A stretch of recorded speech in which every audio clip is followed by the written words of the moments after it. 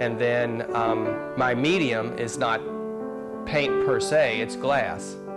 Whether you know Guy or you know art at all, you can look at one of his pieces and you're going to be drawn into it. You're going to enjoy it. You're going to be entranced with it. It might be the colors initially, it might be the design, but once you start looking at it, you're going to find that it's a wonderful piece of art. I would call myself a glass artist, but or a painter, but what I do really now is sort of beyond definition, because it's not something that has been done before. The accessibility of Guy's work, I think, is particularly distinguished by the kind of the emotional quality of it, and a lot of that does have to do with both the color and the forms. Having a painting on a piece of paper or acetate or mylar or whatever medium I'm using, and then figuring out, how do I translate this into glass? How do I make a glass wall that looks like this? What I really love about Guy's work is the forms and the changing quality of the glass. People are drawn to light and color, and the sign of a great artist is he makes it look easy. Whether you appreciate art or not, or whether you even give a glancing look at it, you're going to look at one of Guy's pieces, and you're going to be drawn into it. And initially you're going to see the large-scale piece, but then as you begin to look at the piece, you're going to understand his use of color, the flow in the piece, the movement, the various different things that he's trying to accomplish. So that overall impression is going to suck you in first, but after that you're going to recognize the technique, the craftsmanship, the artistry that he has in his pieces.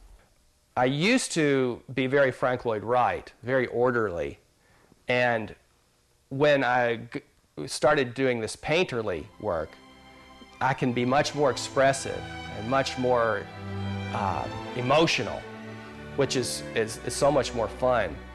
It's also maybe where I'm at in my life.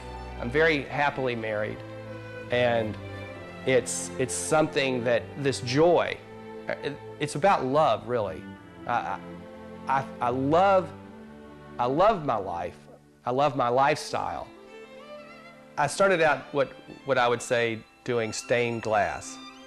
Stained glass has been around for about 1,000 years, but now it's almost too old-fashioned of a term because it's so associated with the old technique. What I do now, I just call art glass, or I call blown glass paintings, because I paint abstract paintings mostly, and then I translate those paintings into blown glass. The organic quality of Guy's work, which I do believe is deeply rooted in Central Kentucky, there's no doubt about it, for me is not about the pictorial quality of it, but is about the colors and the sense of light. So no, I never had this epiphany that I was destined to be a glass artist. No, I just started doing it, and I ended up making enough money to keep doing it, and then it's this sort of momentum that builds, and now I'm doing work all over the world. Guy goes beyond being a glass artist. He is really creating a sense of place in every building that he works in. If you take Central Kentucky with our wonderful rolling hills, the colors, the blues, the greens, the white plank fence, whatever you might have, the juxtaposition of a stone fence and a beautiful green field, you'll see those types of things in Guy's work. They're not immediately obvious. They may not be the first thing that you notice. But again, if you look at a deeper level, you'll see that those are there. Those are the underlying forms. I definitely think that being from Kentucky has had a huge impact on my work. I don't think you can separate the place where an artist works from the work. You know, that he's in, I think Guy has been influenced by the fact of living in Kentucky and having a farm outside of Lexington and then a studio in Lexington. It gives it, he obviously needs the breathing room to think through these things and sketch out his ideas. And I think that there's something organic in that. I love Kentucky. I travel all over the world. I'd never have seriously considered living anywhere else because, as you can see, I live out in the middle of nature, and I'm very influenced by nature. I'm married to Guy, but I also do a lot of the computer work for his images. People don't always want these old-fashioned leaded windows. You know, there are new things, new developments. And in order to create those things, using modern technology, you can take his painting and create that. Go to the sites where he's done his work. You don't have to fly to Europe to see his pieces. You don't have to go through BWI or Orlando Airport. You can go to Woodford County, you can go to Lawrenceburg, you can go to Bellarmine Chapel, and you can see works of an internationally important artist right here in Central Kentucky. Anderson County Library, that was a fun job. It really doesn't mean anything. It's more of an architectural ornament for that space. It's supposed to be an exuberant, joyful, very expressive piece of glass that will greet visitors as they enter the library. Guy had to use all of the qualities of engineering, artistic, and spatial understanding to deal with the Anderson Public Library. Guy's piece at Bellarmine is a wonderful example of how he incorporates what needs to be done for that site with his own artwork.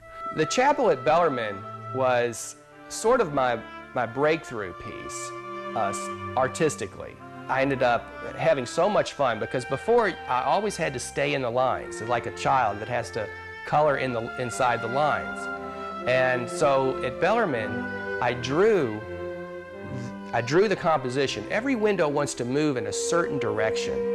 And this is the basic skeleton that the window is the composition's hung on. So I drew this skeleton, this basic pencil lines.